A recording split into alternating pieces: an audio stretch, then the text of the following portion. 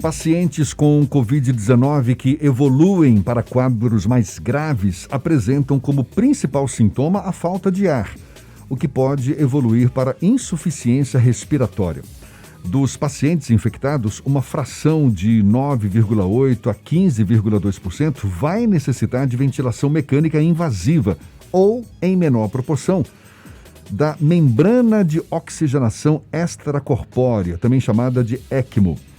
A necessidade de suporte ventilatório costuma ser prolongada, em média 21 dias, portanto, muitos vão ser submetidos à traqueostomia, que é aquele procedimento cirúrgico que consiste em realizar a comunicação entre a traqueia e o meio externo.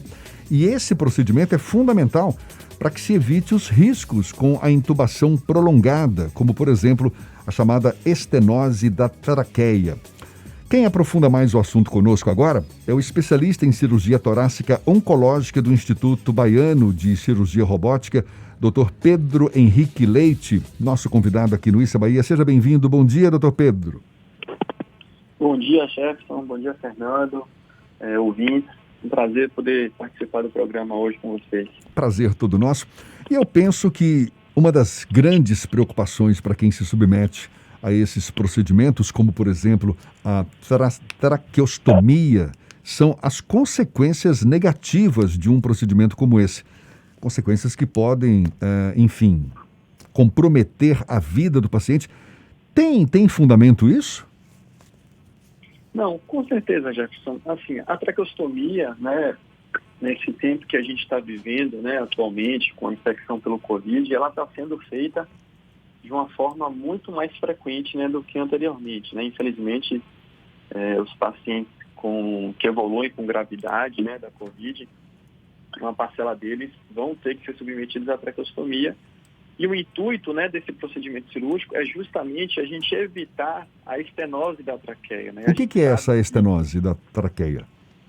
Então, a estenose da traqueia nada mais é do que a diminuição do lumen, né? A diminuição do tamanho da traqueia, né? Do cano, digamos assim. Né? A traqueia nada mais é que um tubo, né, em que o nosso ar passa até chegar aos pulmões. E a estenose é quando você tem uma diminuição desse lumen, do calibre da traqueia. O que pode ser provocado pela intubação. Exatamente. Né? A principal causa de estenose de traqueia é a intubação prolongada. Né? Geralmente são pacientes que estão intubados há cerca de, entre um período entre 10 e 14 dias, já começa a ter uma indicação de realizar a traqueostomia justamente para evitar esse tipo de complicação, né? Mas vamos lá, essa estenose da traqueia, o que isso representa de negativo para o paciente? Então, a estenose de traqueia, ela pode ameaçar a vida do paciente. Uma vez o paciente com esse tipo de doença, de lesão na traqueia, ele acaba desenvolvendo uma falta de ar muito grande. Existe uma limitação, né, da quantidade de ar que chega ao pulmão do paciente. Então, essa pessoa ela tem um desconforto respiratório. Muitas vezes é um desconforto que vai piorando, né, com o passar do tempo, que essa estenose, essa inflamação, ela vai aumentando, vai piorando, e o paciente muitas vezes acaba não conseguindo fazer nenhum esforço. Ele não consegue dormir, ele tem que ficar sentado, né? Então, assim, ele não consegue realizar nenhuma atividade. Então, nesse momento, chega até casos graves, né? Nós vemos, assim, casos em que o paciente está com iminência de morte, realmente, por tanta falta de ar que ele vem sentindo. E a traqueostomia, por mais que possa salvar a vida do paciente, pode deixar sequelas também? Também, né? A traqueostomia, ela entra nisso, né? A gente faz a traqueostomia nesse período entre 10 e 14 dias que o paciente está em ventilação mecânica, justamente para a gente evitar esse tipo de lesão, né? Só que a traqueostomia também, queira ou não, é uma agressão, né, à traqueia. Né? A gente faz essa abertura, né, dessa estrutura e coloca uma cânula através dessa abertura e, queira ou não, esse procedimento, a traqueostomia, ela vai ficar aí por um período indeterminado. Né? O nosso objetivo quando fazemos a traqueostomia é tirar o paciente, né, o mais rápido, né, desse quadro de ventilação mecânica. Opa! E a gente Sim. tira essa cânula da traqueostomia, né? Doutor, quando você Oi. faz algum tipo de intervenção na traqueia, como a traqueostomia, e aí acontece essa situação que o senhor explicou para os nossos ouvintes, como é Uhum. possível corrigir esse problema? É só via intervenção cirúrgica ou existe algum tipo de intervenção fisioterápica, por exemplo, que pode permitir um melhor conforto do paciente?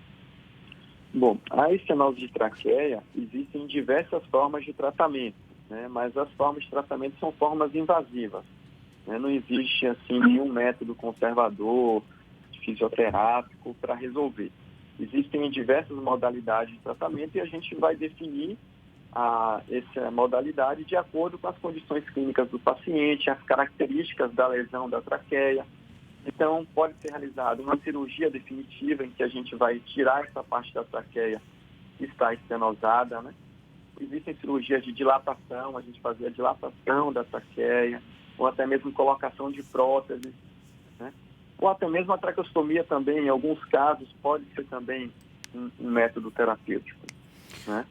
A gente começou também falando sobre a ECMO, que é uma técnica que está o tempo todo na televisão e nos meios de comunicação em geral, no rádio, por conta Uhum, do episódio envolvendo o ator e comediante Paulo Gustavo. É um tratamento sim. extremamente caro, mas como é que ele funciona efetivamente para que os nossos ouvintes entendam? Então, a ECMO, ele é como se fosse, de uma forma assim, bem simples e leiga, é como se fosse uma diálise do pulmão, né, digamos assim. Então, o sangue do paciente ele vai passar através de uma membrana, e essa membrana vai filtrar todo o CO2, né, e renovar o sangue com oxigênio, né, e devolver ao paciente. Então, essa membrana extracorpórea, ela vai funcionar como se fosse um pulmão artificial, né, e devolver o sangue oxigenado ao paciente. Então, nesse momento que o paciente está usando a ECMO, o pulmão dele está descansando, digamos assim, né, para se recuperar de toda a agressão, da inflamação causada pelo Covid-19. A ECMO é uma garantia que o pulmão está descansando ou necessariamente há um impacto nesse pulmão com a ECMO e que pode ter um prejuízo a longo prazo para o paciente?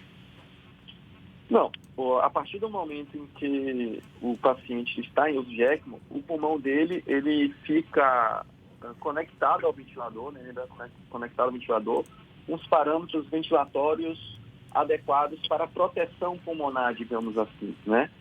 Então, o paciente não depende desse pulmão para poder respirar, né? Ele está respirando com a ajuda do pulmão artificial.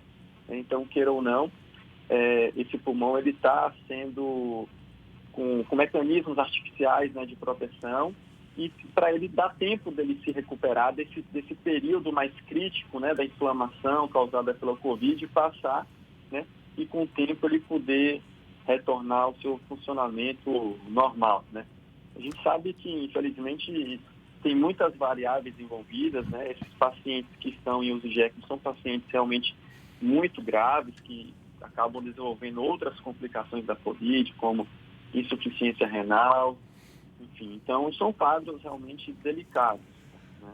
A ECMO é um procedimento coberto pelo SUS, doutor Pedro? Olha, Jefferson, eu acredito que não, viu? Eu acredito que não, assim. Em São Paulo, onde eu fiz minha especialização, né, no Instituto do Coração, existia, né, a utilização de ECMO em pacientes no SUS, mas acredito que não seja algo assim universal, né? Eu acho que era muito particular da instituição. Tanto então que, suponho eu, não tem sido esse o procedimento mais habitual. O que a gente mais tem visto aí, de fato, são a intubação e a traqueostomia? Exatamente. A ECMO é um procedimento assim reservado a casos muito particulares, né? Não é algo feito assim de rotina, não. É algo assim em casos bem selecionados e com critérios, né? Até porque, queira ou não, é uma terapia que realmente a gente está sendo estudado realmente o impacto, né, dentro da Covid, da infecção pela Covid. Então não é algo assim feito de forma rotineira, não. Mas pelo menos a intubação e a traqueostomia são cobertas pelo SUS? Ah, sim, com certeza, com certeza. Esses São dois procedimentos são, né?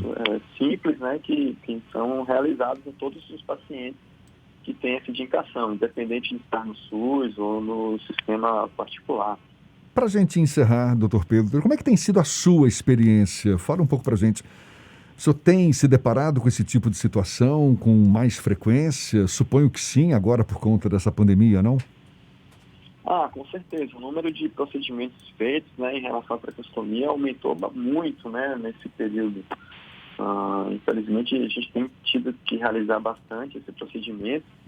E uma mensagem, né, que eu gostaria de passar, porque muitas pessoas acabam que foram traqueostomizadas e parte delas vão se recuperar, né, vão ter alta do hospital e algumas vão conseguir retirar a cânula, né, e vão levar a vida normalmente e outras não, vão ter alta do hospital com a cânula de traqueostomia, né?